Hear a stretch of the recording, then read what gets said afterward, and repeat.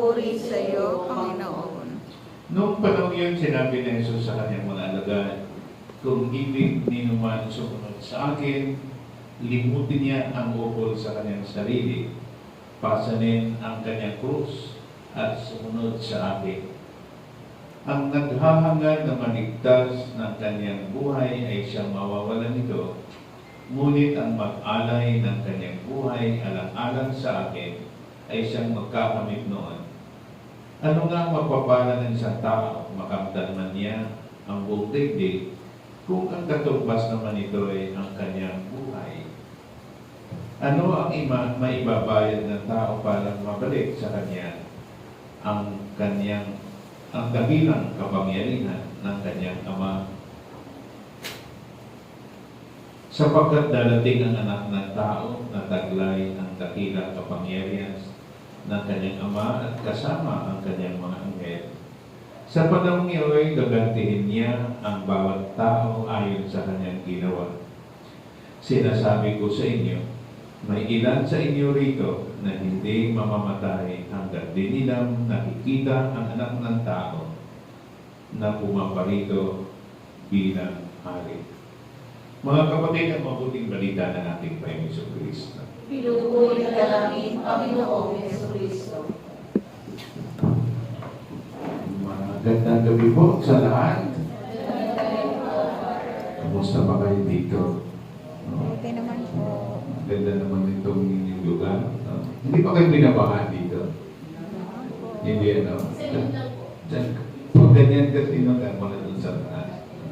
So, nagpapasalamat ako na nagkaroon ako ng pagkakataon ngayong gabi na isa sa pagdiriwang na ito. First Friday of the month. Special na devotion natin yan sa Sacred Heart of Jesus. Sino ba namili nitong inyong patron? Senior mo yun po. Pinili niya. Ibig sabihin may kahulugan yan. So, kasi isa yan sa mga magandang sabi natin devotion natin sa simbahan yung Sacred Heart of Jesus. Ang gospel natin ngayon ay maganda. Tawag ito ay the cost of discipleship. Ang halaga ng pagsunod kay Kristo. Medyo mahal. Sabi na mahal. Kung titignan natin yung krus, may krus pa sa harap po. Yan ang tawag ang halaga ng pagsunod ni Jesus sa kanyang Ama. Inalay niya lahat. Krus. Tapos nag-anyaya siya sa atin. Gusto niyo bang sumunod sa akin? Gusto niyo ba? Gusto niyo ba sumunod kay Jesus? Amen. Amen. Amen. Amen. Hala kayo. Hindi kayo tinatakot, pero ito yung alaga. Limutin niyo sarili niyo. Kaya niyo ba yun?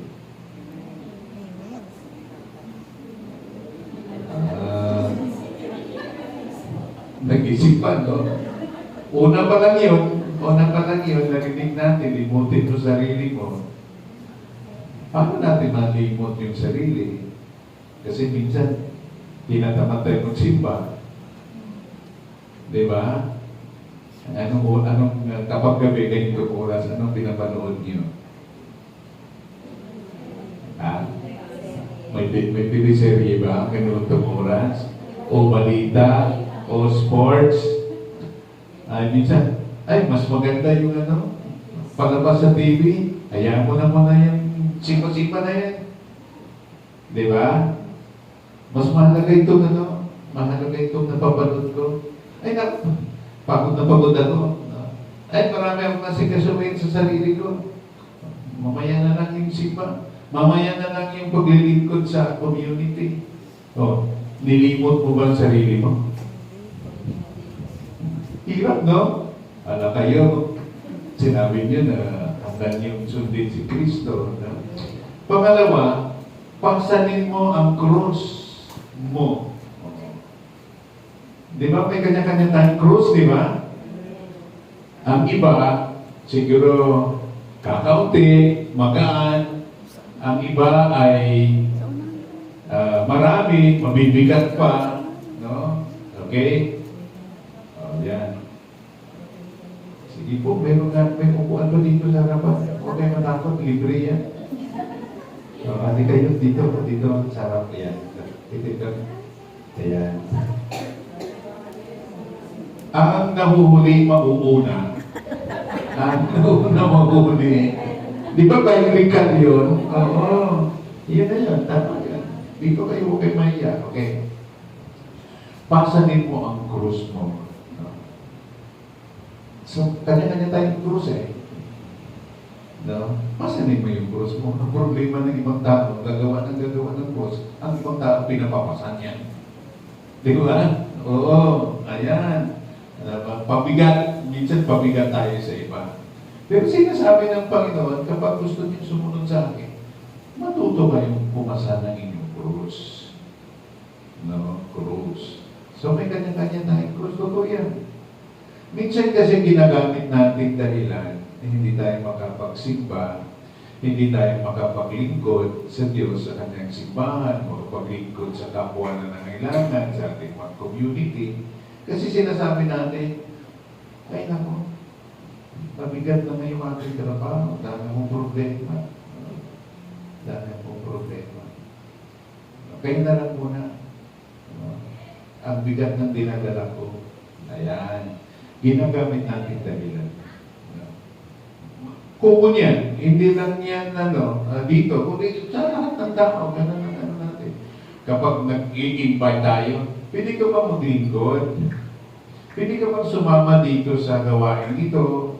Kailangan namin ng katulong. Ano ang sinasagot? Ay, ayoko. No, mahirap yan. Mabigat yan. Daming consumption yan. Walang komisyon. Consumption ang matanggap ko yan. Pero kung komisyon, daming pupunta, di ba? Oo, daming pupunta kapag komisyon. Pero consumption, ayoko dyan. So, tanggi tayo ng tanggi. Kasi ayaw natin yung mabigat na pasanin. Hinahanap natin yung magaan.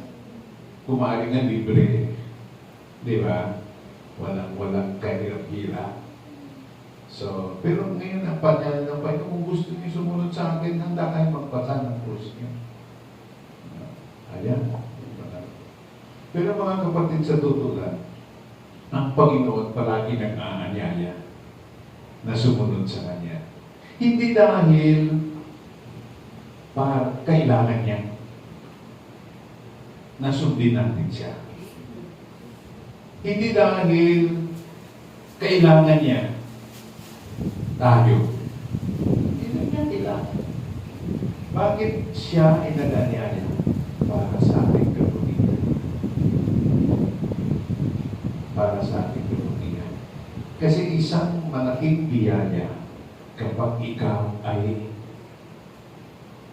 inaanyayahan ng Panginoon na sumunod sa Kanya, na sumama sa Kanya, maglingkod sa Kanya, maglingkod sa Kanyang simbahan.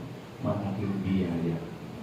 Parang sinasabi ng mga spiritual director natin, writers, parang kapag nagsabi ka yes, binubuksan mo yung gripo para dumalo yung tubig, yung biyaya. No? Kasi hindi naman yan, ang Diyos ay hindi naman yan pinipilit yung biyaya niya. Inaalok niya sa atin. Inaalok niya. Kapag tinanggihan natin, sinasara natin yung gripo. No? Na pinagdaluyan ng biyaya niya. Pero kapag sabihin natin, sige Lord, subukan mo, binubuksan mo yung gripo para dadaloy sa iyo ang biyaya. Kaya inyong tingnan ba yan? May mga tao na busy sila sa trabaho nila. Busy sila sa mga gawain, pambahay, pang-opisina, kung saan sila nagtatrabaho. Pero hindi sila nauubusan ng time ng lakas sa paglilingkod kay Lord. Bakit? Dahil bigay ng bigay si Lord ng biyaya sa kanila. Yung ibang palang ginagawa, na sabi, ay nako, no? Wala akong time. No? Wala akong time. So, yun ang problema. Wala nang ginagawa, wala pang time. So, wala. Anong mapapala mo? Yan ang sinasabi ni San Mateo. Ano mapapala ng isang tao na iniisip lang niya sarili niya? Iniisip lang niya ang kaligayahan niya. Iniisip lang niya ang kapakanan niya. Ayan. Pero yung taong handang mag-alay, no, patatagpuan niya ang kanyang buhay. No? Kaya mga kapatid, kapag tayo ay naglilingkod, nagsisikap na maging matapat sa pagsunod kay Jesus, matatagpuan ninyo ang maraming biyaya. At isa pang regalo ng Diyos kapag tayo naglilingkod sa Kanya, kahit mahirap ang mga gawain, we discover who we are. Dinidiscover natin kung sino tayo. At naging masaya tayo sa pag-discover niya. Si San Mateo magaling sa mga ganyan, di ba? Nung ibanghelyo na nakaraang linggo o nakaraang the other Sunday pa, di ba na mga hidden treasure, mga pearl of great price, di ba? Yun ang kanyang mga talinghaga. No? Na kapag nagtatakbo ka ng mahalagang treasure, mahalagang perlas, handa mong iwanan ang lahat para lamang maanggin niya. Ayan. Kaya kapag natagpuan natin si Jesus, na inanyayahan tayo sumama sa Kanya, handa natin iwanan lahat. Matatagpuan natin ang mas mahalagang buhay. No, matanggap natin ang maraming biyaya ng Diyos, siksik-liglig, umaapaw pa. Kaya hindi na uubusan. Magtataka ka talaga sa ibang tao. No? Ito, sipag na hindi napapagod. No? Trabaho ng trabaho, hindi umaangal. Ayan. Dahil ang Diyos marunong magbigay ng biyaya sa mga nagsisikap sumunod sa Kanya. Mga kapatid, every time we see the wounded heart in Jesus, nagsugatan ng puso yan eh. Okay? Pero yan ang paalala, no, na kapag ikaw talaga ay naglingkod, nagmahal, nasasaktan ka. Pero kung mayroon kang ginagawa na parang wala lang sa iyo, parang walang halaga, diba? Pero yung ginagawa mong isang bagay, pinaghirapan mo, nasaktan ka,